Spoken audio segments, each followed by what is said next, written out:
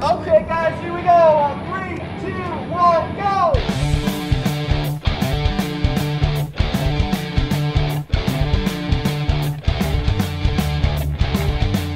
I am here with Christopher Townsend, the visual effects supervisor for Marvel Studios Captain Marvel. Thank you so much for talking with us. You're very welcome. We are here in the Frank G. Wells building on the Disney lot, and this is where the magic happens, right? This is where some of the magic happens. The edit suites are up there, the directors are up there. Sort of every day we're all getting together and talking about the film and how to make it better. So there are so many fun things to tackle in this film in particular because you have other worlds, you have aliens, you have superpowers. I want to talk a little bit about Captain Marvel's powers. We see in the very first trailer her binary powers come to life. It's really, really exciting to see, yeah. But there's so much to that. So if we sort of look at the first shot, where do you even begin to come up with the concept for what that power is? It's so interesting. Every time I start one of these movies, I think I have no idea how we're going to do this.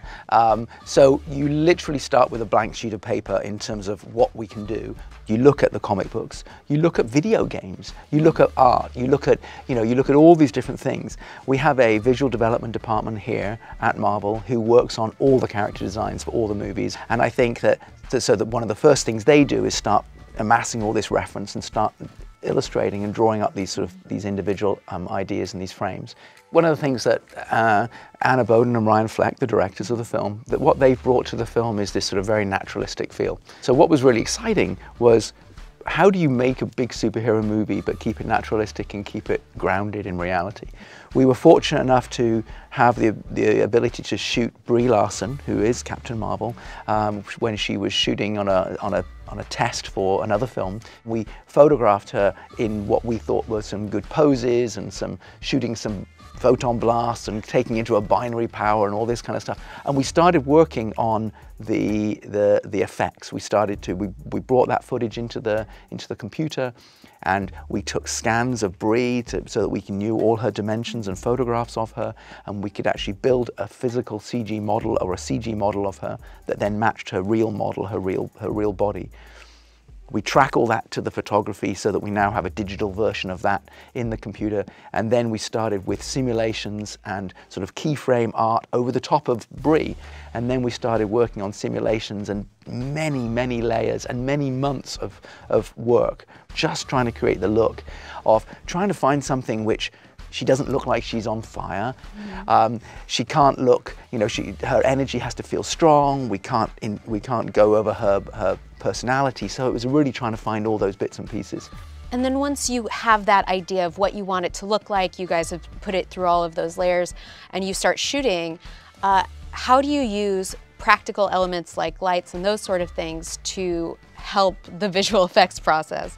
It's always really tricky of knowing, well, where do you use interactive light and when don't you? And so one of the things we had designed for the set and for Brie were these big sort of light bracelets that she wore, which is LED panels of lights on her wrists. And sometimes we even put them on her body so that she could interactively light up the environment that she was walking through, but also she could light up her face. So a lot of her body is then digitally replaced or enhanced.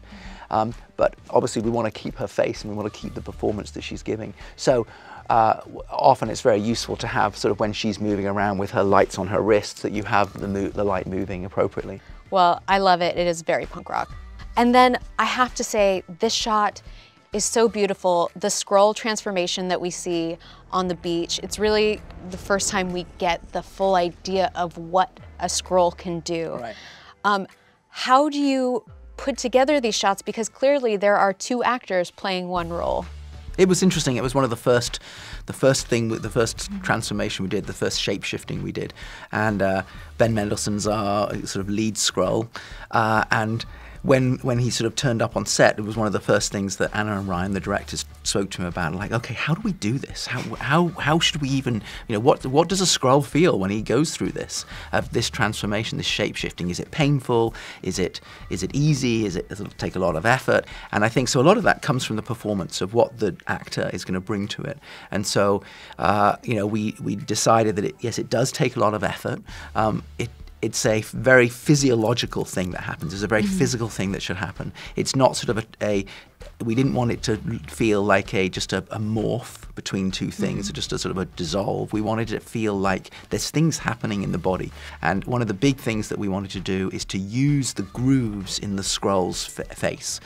The way they've always been illustrated, they've got these big grooves in the chin and their sort of lines. So we really wanted to use that and have that be sort of almost splitting apart, and then the other character sort of bursting out from within. So you have these two very distinct shots, and you have this interesting component added to that, which is the movement of the camera. It seems like it must be such a long, sort of painstaking process. How many iterations does a shot like this go through?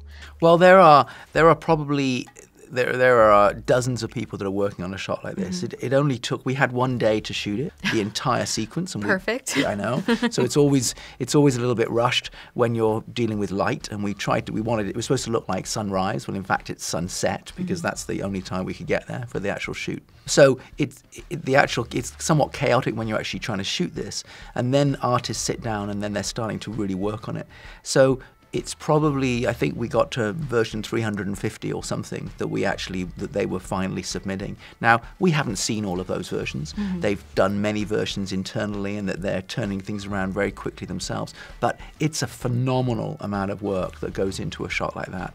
And the painstaking work that goes into individual, the hairs, the way her hair grows, halfway through the process, I said, wouldn't it be kind of fun if her hair just starts in a bun and then just falls down rather than just growing out of her head? So you're making it up as you go, when you're thinking about it, and it's never sort of, you don't go in with a plan of exactly how it's going to go. You're reacting to what you see. So it's a fascinating process. I have a feeling this next character got you into a real hairy situation, because it's Goose the cat. Cat actors, I assume, have some limitations that human actors don't. How much of Goose is visual effects, and how much of Goose is your wonderful cat actor, Reggie? Reggie. Well, it wasn't just Reggie. So the complicated thing was there were 4 cats on set. And Reggie was our hero cat, but there was another cat that was good for being held, and there was another cat that was good for sitting. And so some of the shots are, when the cat is floating. Obviously it's not real, and because a real cat can't do that. But there are other shots where the cat is on somebody's lap and just sitting there and doing cat things. And a lot of that isn't the real cat either. A lot of that is the computer-generated cat. I think there were about 100 or so shots in the movie of the cat, and I think 70 of them are CG. Wow. So about 2/3 of the shots are virtual. I've seen this side-by-side shot of the VFX cat and the real-life cat.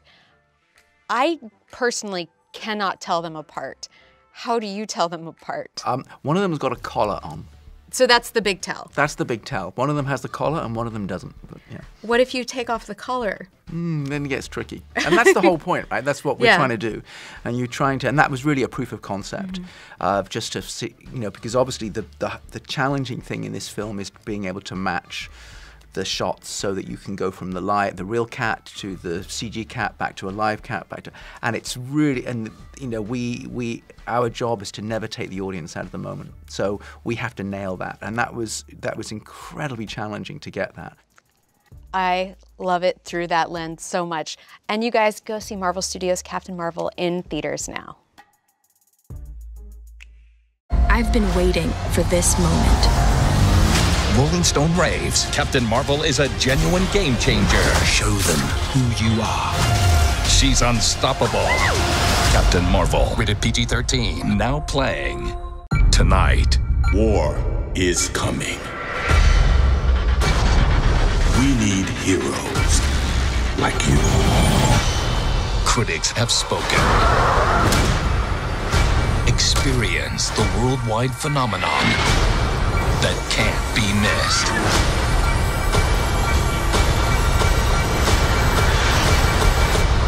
I'm ready. Captain Marvel, rated PG-13. Be the first to see it tonight. You were a fighter when we found you. Become the warrior you were always meant to be. Critics have spoken.